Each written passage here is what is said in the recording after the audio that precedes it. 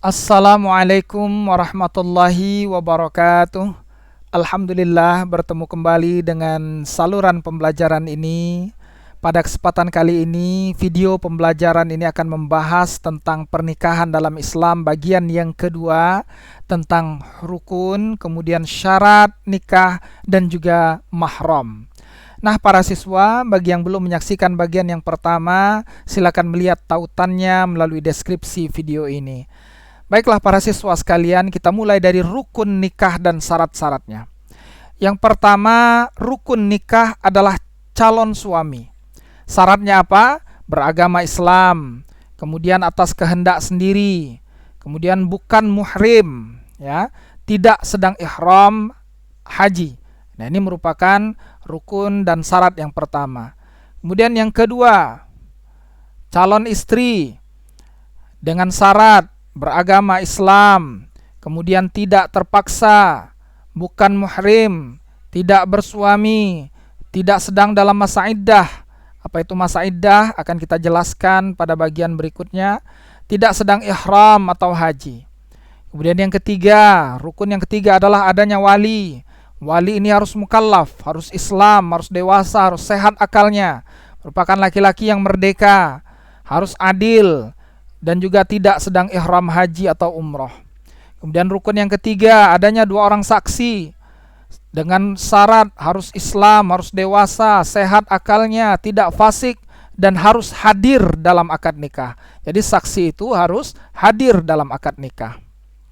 Nah, kemudian yang kelima, adanya ijab dan qabul dengan kata-kata nikah atau yang semaknanya dengan itu.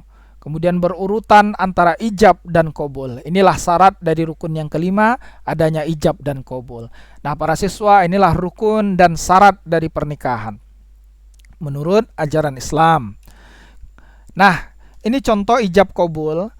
Contoh ijab ketika wali perempuan berkata kepada pengantin laki-laki, seraya dia bersalaman ya, kemudian mengatakan, aku nikahkan anak perempuan saya bernama Fulanah binti Fulan, misalkan, dengan mahar seperangkat dengan siapa nama suaminya, calon suaminya, dengan mas kawin seperangkat alat sholat dan emas 50 gram dibayar tunai.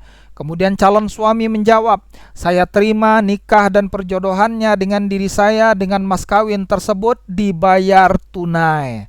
Nah, dengan terjadinya ijab dan qabul ini, ketika lafaz ijab dan qabulnya itu sudah disebutkan dengan jelas dan benar, maka sahlah pernikahan tersebut. Ketika wali yang menyaksikan nikah itu mengatakan sah, maka sahlah nikah tersebut. Dan perempuan yang menikah tanpa seizin wali nikahnya tidak sah. Rasulullah bersabda, perempuan mana saja yang menikah tanpa seizin walinya, maka pernikahan itu batal. Artinya, perempuan harus mendapatkan izin dari wali nikahnya. Nah, kemudian saksi nikah. Saksi harus benar-benar adil. Rasulullah bersabda, la nikaha illa biwali wa syahidai adlin. Tidak sah nikah seseorang melainkan dengan wali dan dua orang saksi yang muakkad atau adil. Setelah selesai akad nikah, biasanya diadakan walimah, ya. Walimah ini merupakan pesta pernikahan. Hukum walimah itu adalah sunnah muakkad, jadi sunnah yang dianjurkan, tapi bukan wajib ya, sunnah muakkad. Kemudian Rasulullah bersabda, orang yang sengaja tidak mengabulkan undangan berarti durhaka kepada Allah dan Rasulnya. Nah, ini bagi orang yang diundang untuk menghadiri walimah, jika sengaja tidak mengabulkan undangan tersebut berarti durhaka kepada Allah dan Rasulnya. Nah, kemudian kita akan mempelajari tentang mahram.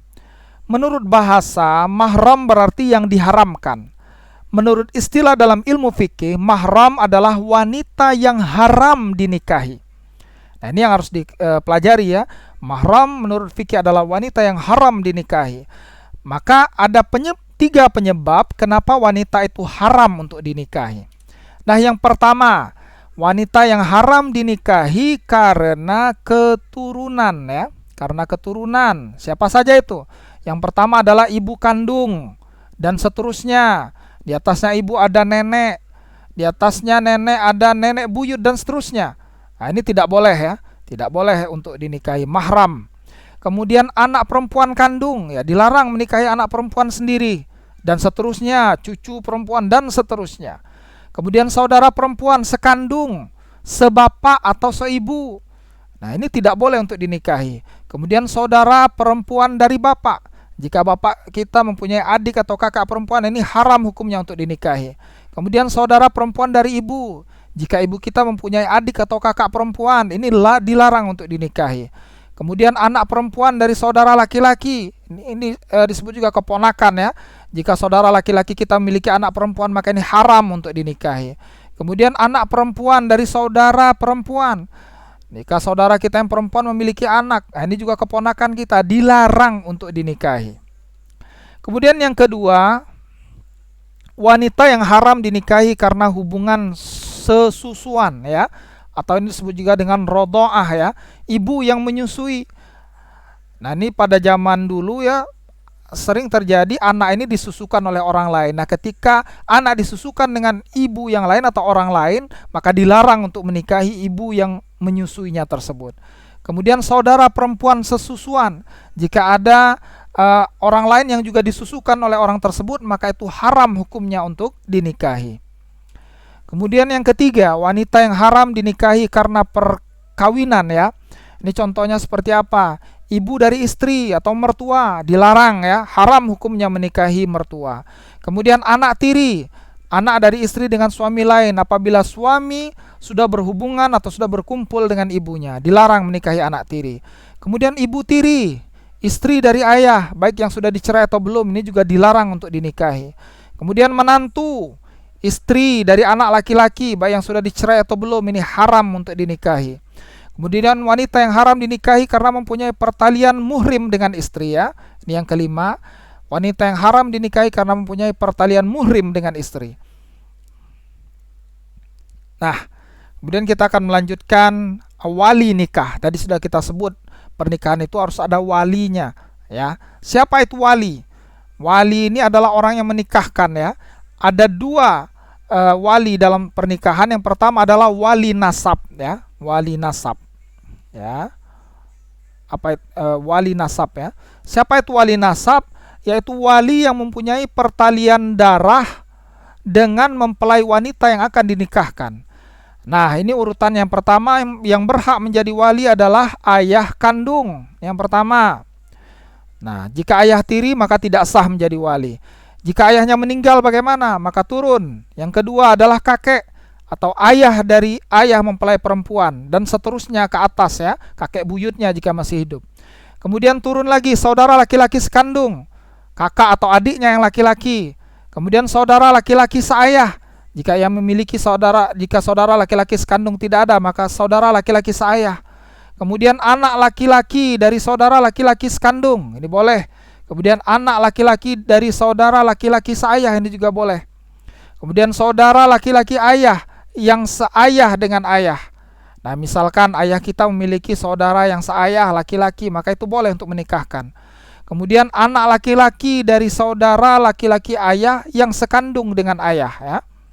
Anak laki-laki dari saudara laki-laki ayah ya yang sekandung dengan ayah, maka boleh juga menikahkan, menjadi wali nasab. Kemudian yang terakhir, anak laki-laki dari saudara laki-laki ayah yang seayah dengan ayah. Nah, ini yang menjadi wali nasab. Jadi ada 9 urutannya. Nah, ketika wali nasab yang 9 ini tidak ada, maka diserahkan kepada wali hakim, yaitu seorang kepala negara yang beragama Islam. Di Indonesia, wewenang presiden sebagai wali hakim dilimpahkan kepada pembantunya, yaitu menteri agama. Kemudian menteri agama mengangkat pembantunya untuk bertindak sebagai wali hakim, yaitu kepala KUA yang berada di setiap kecamatan. Maka wali hakim bertindak sebagai wali nikah apabila memenuhi kondisi sebagai berikut. Ada syaratnya ya. Yang pertama, wali nasab itu benar-benar tidak ada. Jadi dari yang 9 tadi tidak ada, kemudian wali yang lebih dekat tidak memenuhi syarat, dan wali yang lebih jauh tidak ada. Kemudian wali yang lebih dekat bepergian jauh dan tidak memberi kuasa kepada wali nasab, urutan berikutnya untuk bertindak sebagai wali nikah. Jadi wali yang dekat ini pergi jauh dan tidak memberikan kuasa. Kemudian wali nasab sedang berihram haji atau umrah, wali nasab menolak bertindak sebagai wali nikah. Ya, wali yang lebih dekat masuk penjara, ini juga boleh ya, diserahkan kepada wali hakim sehingga tidak dapat bertindak sebagai wali nikah. Wali yang lebih dekat hilang sehingga tidak diketahui tempat tinggalnya. Nah, ini keadaan yang menyebabkan wali nikah itu dibolehkan, wali hakim diperbolehkan, maka wali hakim berhak untuk bertindak sebagai wali nikah sesuai dengan sabda Rasulullah dari Aisyah radhiyallahu an, bahwa Rasulullah bersabda, tidak sah nikah seseorang kecuali dengan wali dan 2 orang saksi yang adil. Jika wali-wali itu menolak jadi wali nikah, maka sultan atau wali hakim bertindak sebagai wali bagi orang yang tidak mempunyai wali. Hadis riwayat Darul Qutni. Nah, para siswa sekalian, inilah pembahasan kita pada video pembelajaran kali ini. Jika masih ada yang belum jelas, silakan kalian ketikkan pertanyaan di kolom komentar. Dan terima kasih untuk sudah menyaksikan channel ini. Mudah-mudahan tayangan pada video pembelajaran kali ini dapat menambah keimanan kita semua kepada Allah Subhanahu wa taala, dan tentu saja mudah-mudahan kita semua selalu dilimpahkan hidayah dari Allah, dan yang menyaksikan channel ini mudah-mudahan dilapangkan rezekinya, dimudahkan dalam memahami materi pelajaran, dan diberikan kesuksesan di dunia dan di akhirat. Terima kasih. Jazakumullah khairan katsira. Wassalamualaikum warahmatullahi wabarakatuh.